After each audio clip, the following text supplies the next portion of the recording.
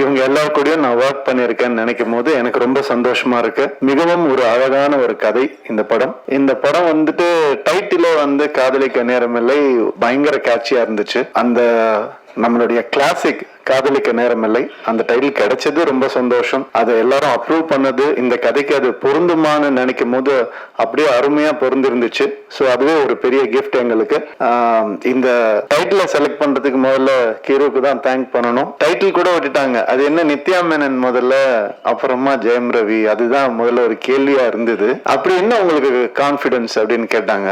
Self confidence தான், வேற என்ன கான்பிடன்ஸ், வேற எதுவும் கிடையாது. நான் எல்லாமே உடைச்சிருக்கிறேன்னு நான் நம்புறேன். சினிமாவில் இது ஒரு ஜாம்பி படம், ஒரு ஸ்பேஸ் படம் அப்படின்னு அது மட்டும்தான் உடைக்க முடியுமா என்ன, இதையும் உடைப்போம் தான் நம்ம எல்லாரும் பேசி உடைச்சோம். அது நான் வந்து இந்த மேடையில தான் அதை நான் சொல்ல முடியும். எவ்வளோ பேர் எப்படியோ ட்விஸ்ட் பண்ணிலாம் கேட்டு பார்த்தாங்க, உண்மை இதுதான். அண்ட் இந்த ஒரு விஷயம் மாறி இருக்கு அப்படின்னு நினைக்கும் போது எனக்கு பர்சனலா ஆஸ் அ ஹியூமனா, ஆக்டர்லாம் விட்டுருங்க, ஆஸ் அ ஹியூமனா எனக்கு ரொம்ப சந்தோஷமா இருக்கு.